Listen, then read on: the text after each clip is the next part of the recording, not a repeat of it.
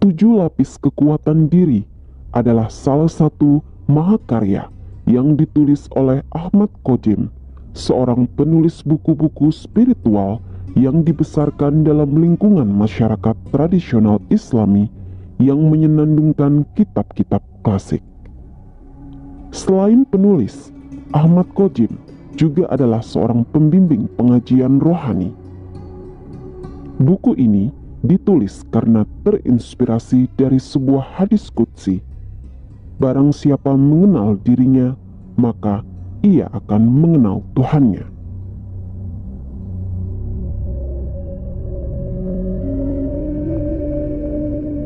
Hadis tersebut menunjukkan bahwa untuk mengenal Sang Pencipta, maka terlebih dulu kita harus mengenal diri kita sendiri. Cara untuk mengenal diri sendiri, kita harus paham bahwa diri manusia tersusun dari beberapa lapisan diri yang masing-masing memiliki fungsi bagi kesempurnaan hidup manusia itu sendiri. Lapisan terluar diri manusia adalah badan jasmani yang langsung dilapisi oleh badan halus terluar, yaitu qasr atau istana. Sebagai istana, badan manusia bak istana yang digunakan Tuhan semesta alam sebagai wahana yang bisa digerakkan dan dioperasionalkan. Sifatnya fungsional. Perintah dan larangan Tuhan semesta alam diwujudkan oleh badan jasmani manusia. Badan ini tidak boleh digunakan untuk kepentingan diri yang semu.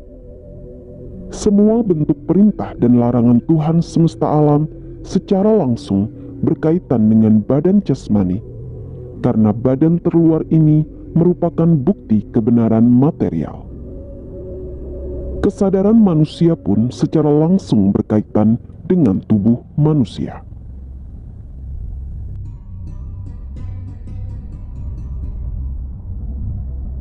Namun perbuatan badan jasmani tidak berdiri sendiri.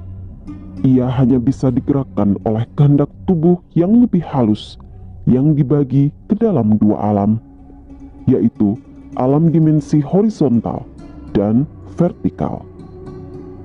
Antara kedua alam ini ada alam yang menjadi sendi penghubungnya, yaitu badan fuad. Sedangkan yang murni horizontal terdiri dari 1. Badan qasr sebagai penerima komando dari Sang Pencipta. 2. Badan sadar yang berfungsi sebagai wadah bagi kesadaran manusia di tahap dini atau dalam ajaran makrifat Jawa disebut bumi kalbu. Tubuh inilah yang menampung semua informasi saat manusia masih bayi hingga umur 2 tahun. Letaknya di hati. 3. Badan qalb atau bumi jantung. Di tubuh inilah emosi manusia berkembang. Letaknya di jantung. 4.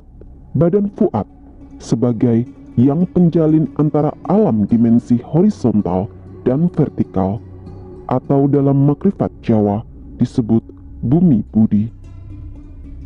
Tubuh inilah yang menghasilkan angan-angan, pujian, zikir, rasio, dan penalaran. Letaknya di otak.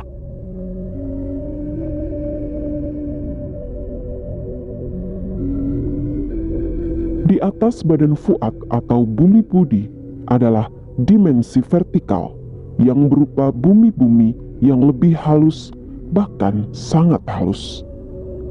Bumi pada dimensi vertikal terendah dan yang letaknya pada bumi budi adalah bumi jinem atau dalam hasanah sufi disebut dengan nama syagof, yang fungsinya berkaitan dengan cita-cita, kesetiaan, cinta kasih, estetika, dan etika.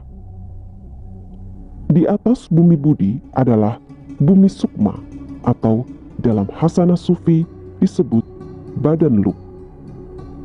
Letaknya ada di jiwa mardiyah, yaitu jiwa yang sudah mendapatkan perkenan Tuhan untuk kembali padanya. Dimensi badan sukma ini berada dalam alam kosmik. Saat seseorang meninggal, badan sukma ini tidak dilepaskan. Bersama-sama dengan bumi jinem dan bumi rahmat, tetap menjadi wahana di alam dimensi kosmik. Fungsi bumi sukma ini adalah untuk membangun sikap hidup sabar, syukur, dan tafakur. Yang ketujuh atau yang terakhir dari bumi atau badan yang paling halus adalah bumi rahsa atau bumi rahmat atau badan sir. Saat seseorang berada pada keadaan sir, maka ia dapat menerima informasi tentang peristiwa pada masa lalu maupun masa depan.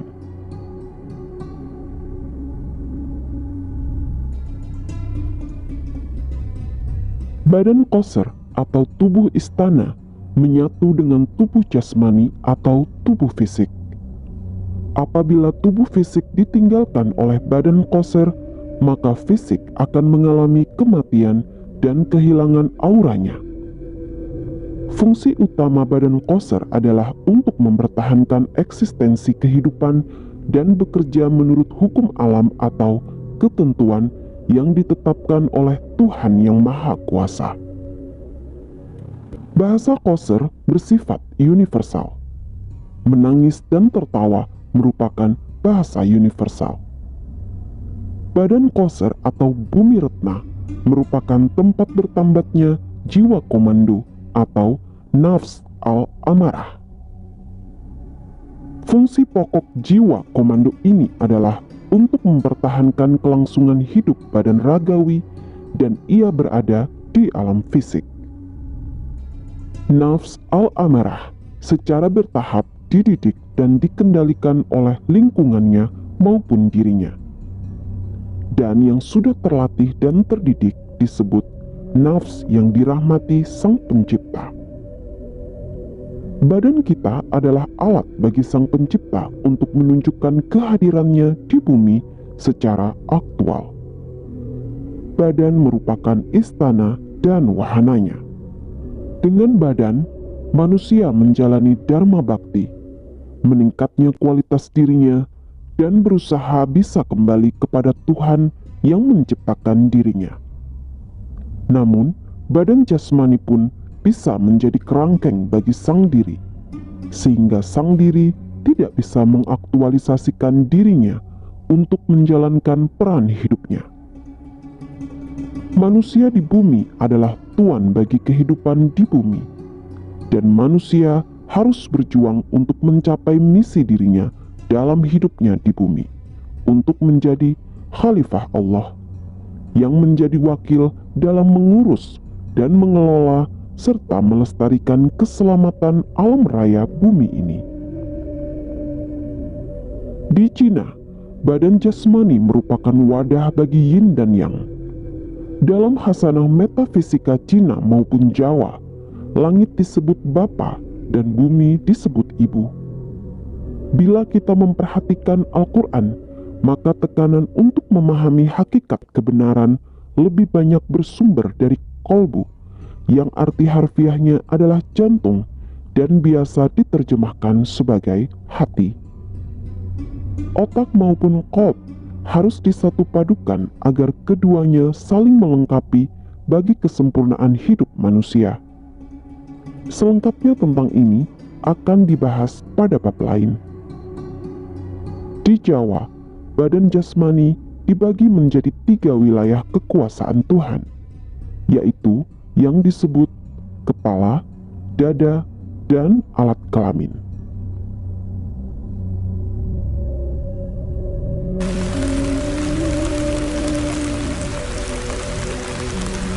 Berdasarkan ayat di atas, kata memperhatikan atau tubusirun harus diartikan lebih dalam daripada arti secara harfiahnya.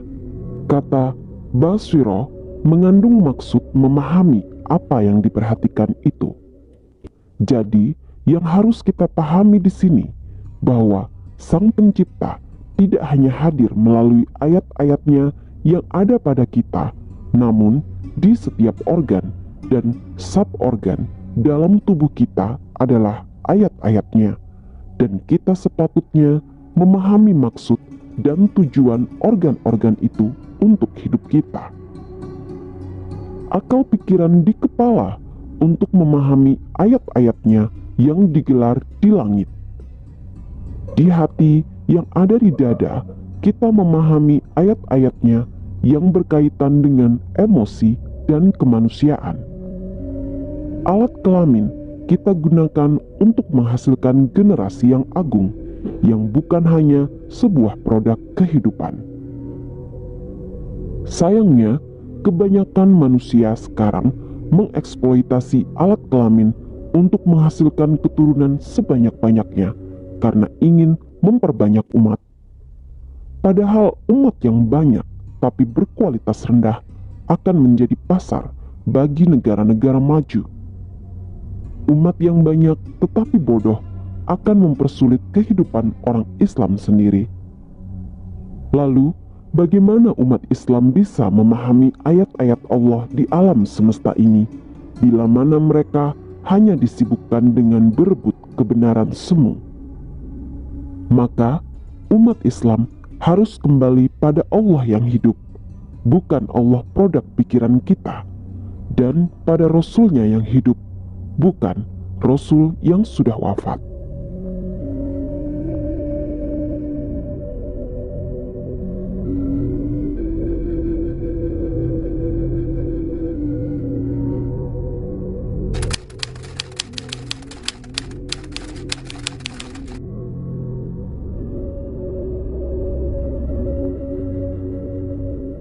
Badan nafsani ini disebut sebagai bumi jantung, atau dalam bahasa Arab disebut dengan qalb, yang biasa disebut orang awam dengan hati. Dalam makrifat Jawa, bumi jantung merupakan tempatnya pengetahuan, keinginan, dan emosi yang terdiri dari agama dan kepercayaan. Fungsinya dalam Al-Quran disebutkan sebagai alat penenang, alat memahami, alat menerima wahyu, dan alat untuk mendekatkan surga. Bumi jantung adalah pusat kesadaran atau conscious mind atau pikiran sadar. Tetapi lapisan pikiran sadar yang ada di bagian bawah, sehingga bumi jantung dekat dengan bumi kalbu. Bumi jantung merupakan titik tengah antara kesadaran hewani dan ketuhanan. Jantung ke bawah merupakan zona kesadaran hewani, sedang jantung ke atas merupakan kesadaran ketuhanan. Wilayah kerja bumi jantung ada di alam astral, dan dalam dimensi astral, tubuh qalb ini hidup di ruang magnetik yang berhubungan dengan masuk dan keluarnya nafas. Bumi jantung bekerja pada gelombang otak beta, yaitu 14 sampai 37,5 siklus per detik. Gelombang otak pada frekuensi ini membuat diri kita berada pada kondisi jaga. Dalam hubungannya dengan pikiran, jantung merupakan akar. Badan qalb harus dikosongkan dari yang selain Allah. Itulah sebabnya dalam melakukan zikir kepada Allah, asmanya disebut di dalam qalb, dan ini disebut dengan meditasi pengosongan diri. Jika hati terus-menerus diisi dengan asmanya, lambat laun kosong dari segala kesan melekat, dan akibatnya hati akan menjadi tenang dan sampai pada tahap tertentu akan mengalami ekstasi. Dengan badan qalb yang tenang, ilham akan mudah kita terima.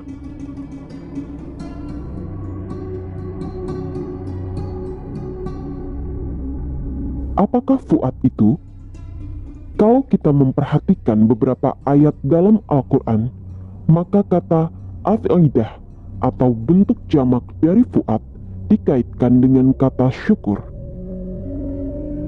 Dalam khasanah Kawru Jawa, badan fuad atau ati pungat disebut sebagai bumi budi, karena badan inilah yang bertanggung jawab dalam pencerahan batin manusia untuk berperilaku yang benar, yang bermanfaat bagi kehidupan manusia. Fungsinya ialah sebagai tempat tumbuhnya angan-angan, pujian, zikir, rasio, dan pikiran atau penalaran.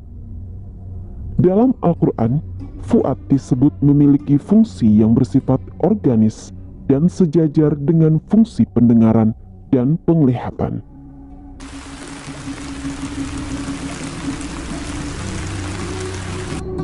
Fuad juga dinyatakan sebagai alat untuk meneguhkan pendirian agar manusia tidak dalam ketakutan atau terombang-ambing batinnya atau merasa hampa.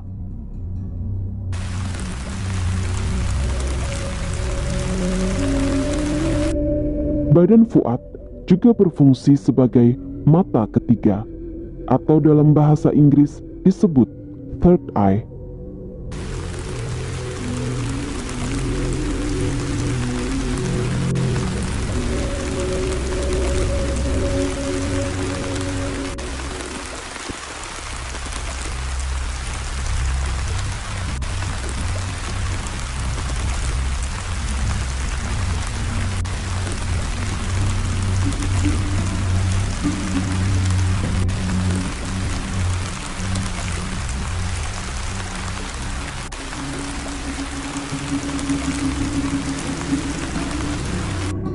Disebut sebagai mata ketiga karena seseorang bisa melihat sesuatu yang tidak kasat mata dengan badan fuadnya. Hal seperti ini dapat kita alami ketika sedang bermeditasi dan pikiran kita sudah diam alias tidak mengembara kemana-mana. Angan-angan juga adalah kerja badan fuad.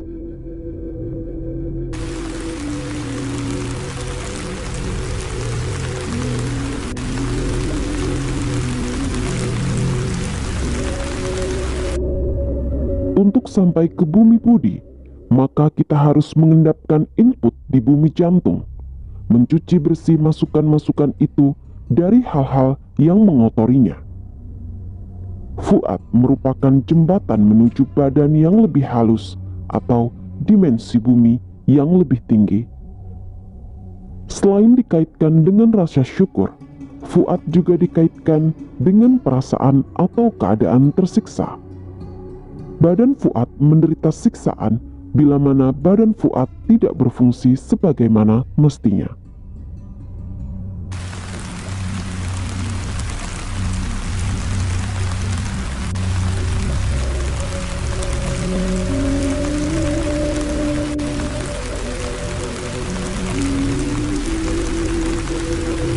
Dari ayat tersebut, kita tarik kesimpulan bahwa orang yang merasa pedih batinnya sebenarnya badan fuad mereka telah terbakar.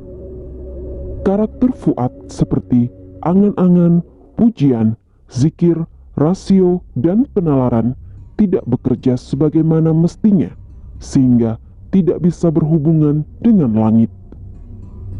Badan fuad yang tidak bekerja secara benar menyebabkan semakin jauhnya manusia dari kebenaran. Ia menjadi dibingungkan oleh dirinya sendiri.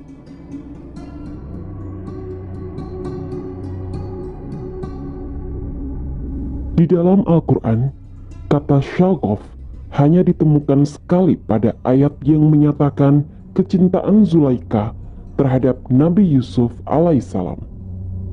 Kata syaghof bermakna cinta, sangat bernafsu, atau cinta yang disertai hasrat yang kuat. Kosakata syaghof aslinya bermakna benar menawan, memikat, cinta yang tergila-gila, atau tumbuh perasaan cinta terhadap seseorang atau sesuatu yang luar biasa. Cinta dalam pengertian ini adalah seperti cintanya anak-anak pada sesuatu, yaitu cinta yang melekat pada sesuatu sehingga sulit dipisahkan. Dari syagoflah muncul berbagai kreasi seni.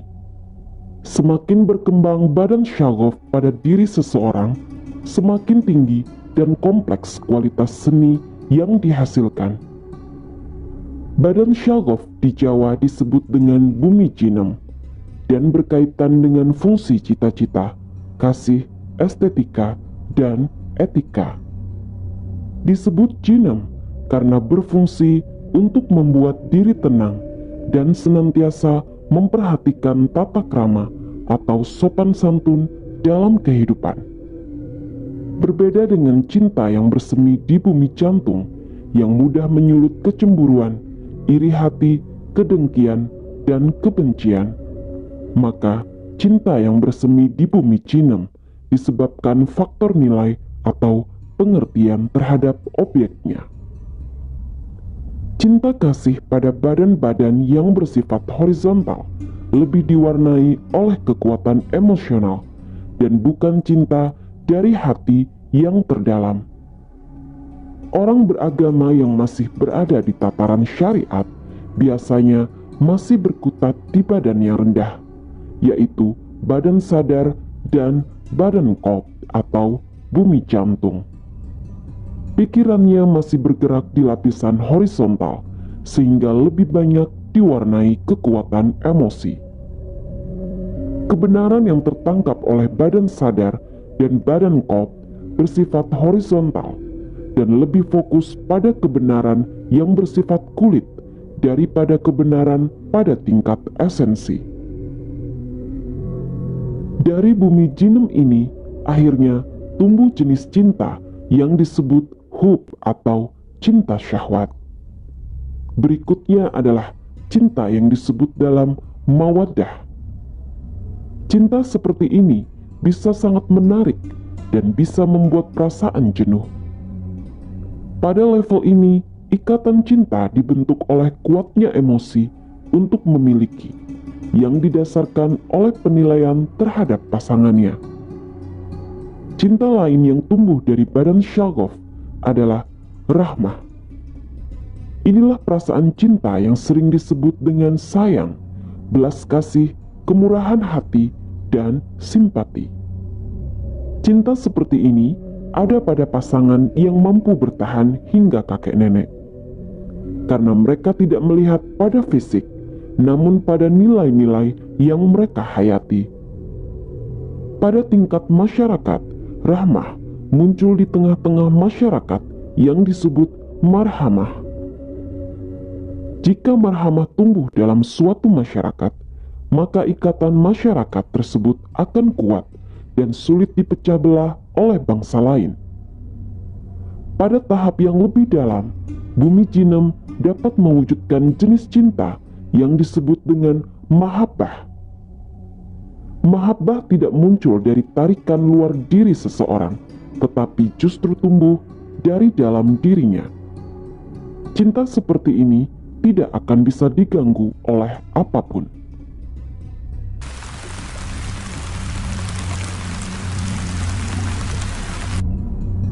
Pada ayat tersebut, Tuhan melimpahkan mahabbah pada Nabi Musa alaihissalam sejak bayi. Artinya, Shoggoth Musa telah mekar sejak bayi, sehingga ia dapat memikat orang yang melihatnya. Bila mahabbah muncul, maka ia seolah-olah memiliki karisma dalam hidupnya. Bahkan, banyak orang yang merasa takluk sebelum ditaklukkan.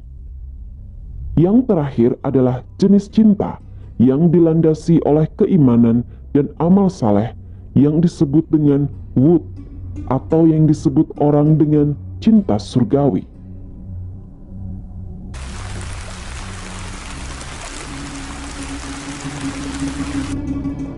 Pada ayat tersebut, Tuhan berjanji bahwa pada masa yang akan datang, orang-orang beriman dan beramal saleh akan dilimpahi wud atau cinta surgawi. Kapan hal ini terjadi? Ya, ketika kita sudah dapat mewujudkan kehidupan marhamah dan mahabbah.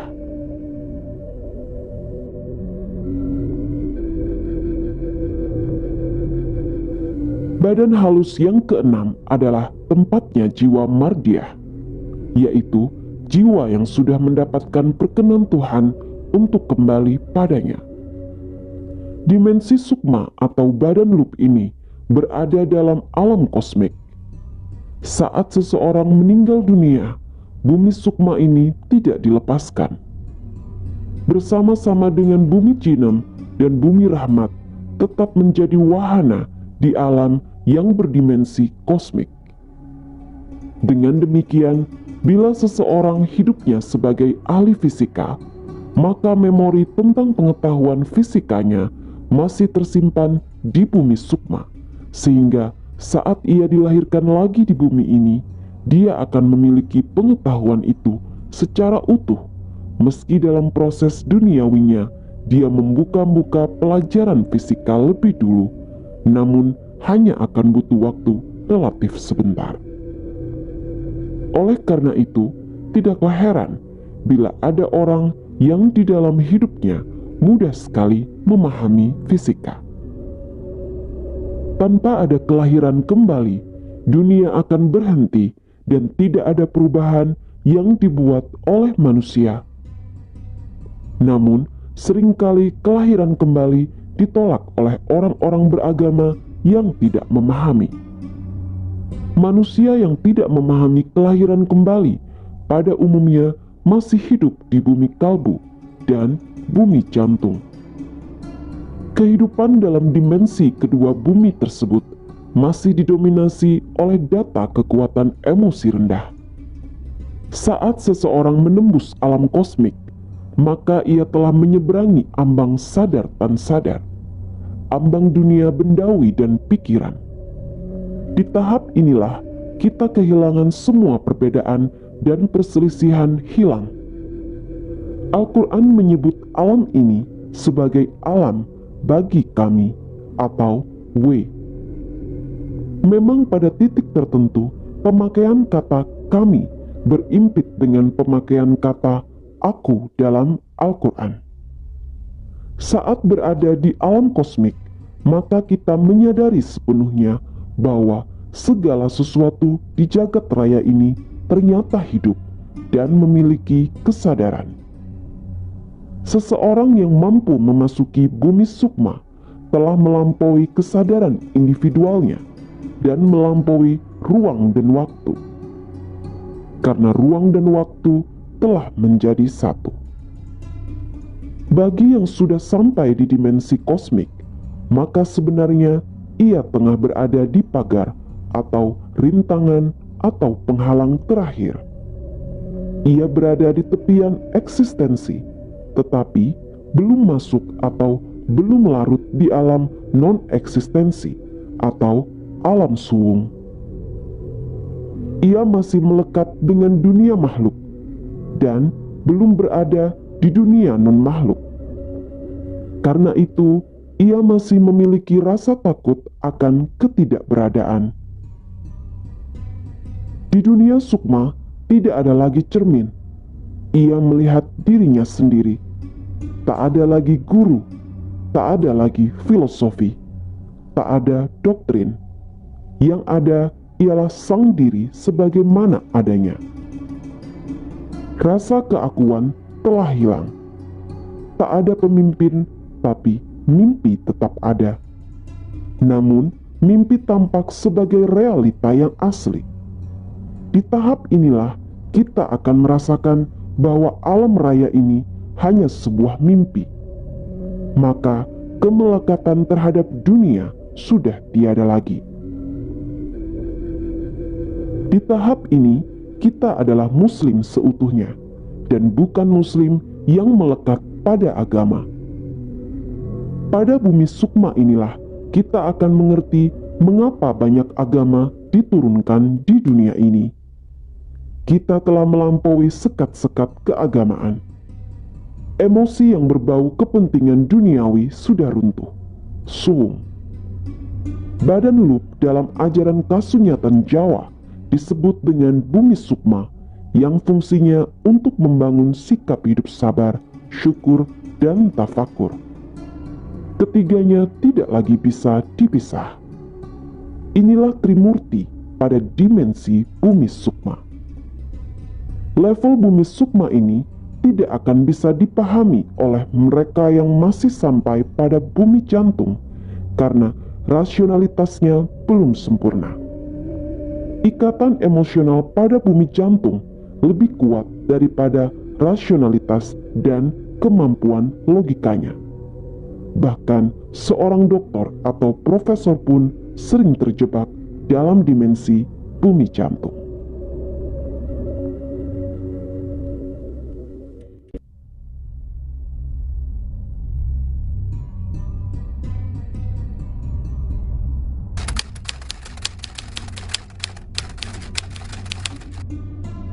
Kesimpulan resensi kali ini, buku 7 Lapis Kekuatan Diri karya Ahmad Khoджim adalah sebuah buku yang penuh dengan hasanah sufistik yang akan memandu kita mengenal potensi tubuh lahir dan batin untuk hidup lebih sehat, berdaya, dan mulia. Jadi, buku ini wajib ada di deretan buku-buku tasawuf kalian. Sekian resensi saya kali ini, and see you on the next episode.